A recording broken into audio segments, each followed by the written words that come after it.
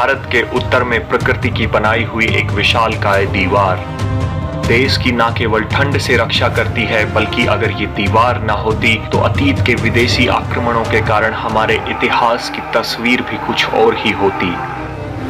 करोड़ों सालों से अपने मजबूत और अटल इरादों के साथ खड़ा हुआ ये है महान हिमालय।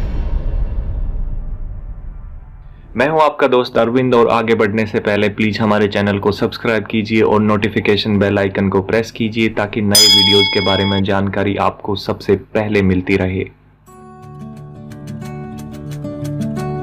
इस पर्वत श्रृंखला की लंबाई 2400 किलोमीटर और चौड़ाई औसतन 200 किलोमीटर है और ये असल मायनों में भारतीय उपमहाद्वीप के कुदरती रक्षा दीवार का काम करती है। जितनी अद्भुत हिमालय पर्वत श्रृंखला है उतनी ही अद्भुत है इसके बनने की कहानी। आज से 70 मिलियन साल पहले यहाँ पर एक विशाल महासागर टेथीस हिलोरे ले रहा था और ठीक उसी समय धरती की सतह की भारतीय प्लेट हर साल 15 सेंटीमीटर की रफ्तार से उत्तर दिशा में यूरेशियन प्लेट की तरफ बढ़ रही थी। इसका नतीजा था अगले 20 मिलियन सालों में इस प्लेट का उत्तरी यूरेशियन प्लेट से जा टकराना और टेथीस सागर का यहां से पूरी तरह विलुप्त हो जाना। दोनों प्लेट्स के टकराने से जन्म हुआ हिमालय पर्वतमाला का। टेथीस महासागर तो इस घटना के परिणाम स्वरूप विलुप्त हो गया, लेकिन अपने अतीत में होने का ऐसा सबूत छोड़ गया जिसे नकारा नहीं जा सकता। आपको ये जानकर बड़ा आश्चर्य होगा कि माउंट एवरेस्ट की चोटी असल में उसी टेथीस सागर के समुद्री चूने के पत्थर से बनी हुई है और आज भी इस एरिया में करोड़ों साल पुराने समुद्री जीवों के फॉसिल्स देखने को मिलते हैं। आज दुनिया की कुछ सबसे ऊंची पर्वत चोटियां हिमालय में पाई जाती हैं। सागरमाथा, एवरेस्ट और भी ना जाने कितने नामों से जाना जाने वाला ये दुनिया का सबसे ऊंचा पर्वत शिखर है, या यूं कहें कि समुद्र तल से सबसे ऊंची जगह। साल 1953 में तेंजिंग नोर्गे और सर एडमंड हिलेरी के सबसे पहले इस चोटी को अपने कदमों के नीचे लाने के बाद से हजारों की तादाद में खतरों के खिलाड़ी अपनी जान जोखिम में डालकर इस चोटी को फतेह कर चुके हैं। इस चोटी को जीतने के लिए ना केवल मजबूत जज्बा चाहिए बल्कि किस्मत का साथ भी बेहद जरूरी है और किस्मत हर किसी का साथ नहीं देती। ऐसे बहुत से लोग हैं जो कि एवरेस्ट फतेह का ख्याल लेकर आए थे और फिर हमेशा के लिए यहीं बर्फ में दब कर रह गए। हिमालय की चोटियों और ग्लेशियर्स से पिघलने वाली बर्फ भारतीय उपमहाद्वीप की कई जीवनदायिनी नदियों को जीवन देती है। इन ऐतिहासिक नदियों ने कई सभ्यताओं को धूल से उठकर शिखर पर पहुंचने और फिर से मिट्टी में मिल जाने को बड़े नजदीक से देखा है। विश्व की सबसे पुरानी सभ्यताओं में गिनी जाने वाली सिंधु घाटी सभ्यता हिमालय से निकलने वाली सिंधु नदी के किनारे ही विकसित हुई थी। ये प्राचीन सिंधु नदी पहाड़ों के बीच से रास्ता बनाते हुए आज के दिन के पाकिस्तान में अब भी जिंदा है और अनगिनत लोगों को जीने का सहारा देती है।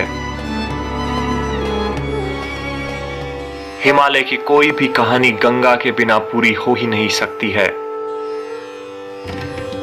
करोड़ों हिंदुओं की आस्था की प्रतीक यह नदी अपने आप में एक महाकाव्य है। ये नदी हिमालय में अपने उद्गम स्थल से लेकर बंगाल की खाड़ी में मिटने तक हर कदम पर सभ्यता और संस्कृति की एक नई जय गाथा लिखती चली जाती है। अपने साथ यमुना और ब्रह्मपुत्र जैसी बड़ी नदियों का पानी लेकर जब ये बंगाल की खाड़ी में गिरती है तो वहां दुनिया का सबसे बड़ा नदी डेल्टा बनता है और सुंदरबन के नाम से जाना जाता है।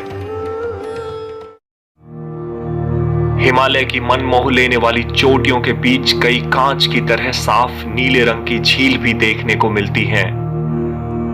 करोड़ों हिंदुओं और अन्य धर्मों की आस्था से गहराई से जुड़ी हुई मानसरोवर झील भी यहीं स्थित है।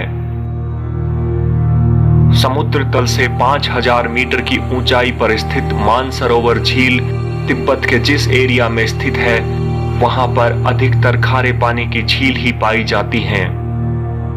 ऐसे में मीठे पानी की मानसरोवर झील का यहाँ होना बेहद आश्चर्य पैदा करता है। हिमालय की गोद में प्रकृति अपने सबसे सुंदर रूप में विद्यमान है और देखने वाले के दिल में हमेशा के लिए जगह बना लेती है।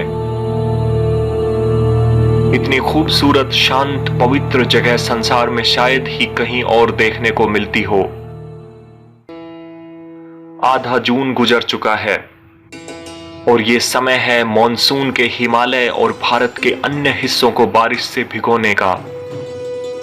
मॉनसून के बिना भारतीय उपमहाद्वीप में जीवन की कल्पना भी करना मुश्किल है और हिमालय के बिना मॉनसून की।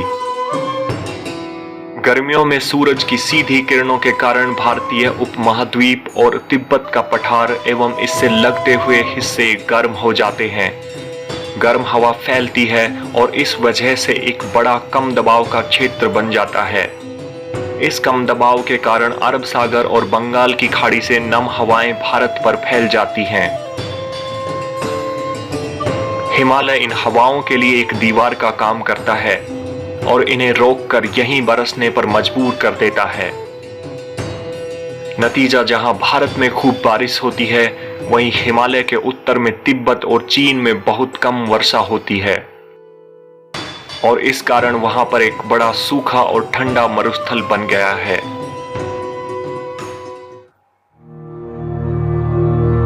हिमालय की पवित्र और शांत निश्चल चोटियों की यहाँ के जनमानस पर बेहद गहरी छाप देखने को मिलती है।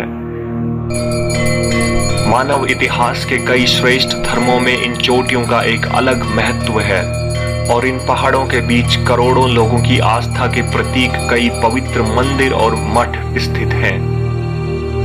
हर साल लाखों तीर्थयात्री अपनी आस्था के दम पर एक कठिन यात्रा को पार करके यहाँ पर पहुँचते हैं। बर्फ से ढकी हुई खूबसूरत वादियों के बीच प्राकृतिक माहौल में गूंजती मंदिरों की घंटियां आध्यात्मिकता का एक ऐसा सम्मोहित कर देने वाला माहौल पैदा करती हैं जो अपने आप में बेहद अद्भुत है। इन्हीं पहाड़ों के बीच कुछ महान देश जैसे नेपाल और भूटान बसे हुए हैं। इन देशों के निवासियों के जीवन पर हिमालय की एक कभी ना मिटने वाली छाप आसानी से देखी जा सकती है। हिमालय पर्वतमाला दुनिया की सबसे कम उम्र की पर्वतमालाओं में से गिनी जाती है और इसने हजारों सालों से यहाँ के निवासियों, जीव जंतुओं, मौसम पर एक निर्णायक प्रभाव पैदा किया है। अगर ये पर्वतमाला नहीं होती तो भारतीय उपमहाद्वीप का स्वरूप आज की तुलना में कहीं अधिक अलग दिखाई देता। वर्षों से हिमालय इस उपमहाद्वीप के लिए एक सजग पहरेदार के रूप में अटल खड़ा हुआ है और एक पिता के रूप में जीवन देता रहा है और यह सिलसिला आगे भी चलता रहेगा। दोस्तों, उम्मीद है कि आपको आज का वीडियो पसंद आया होगा। अगर हाँ तो प्लीज लाइक, शेयर, कमेंट और चैनल को सब्सक्राइब करना मत भूलिएगा। वीडियो देखने के लिए थैंक्स।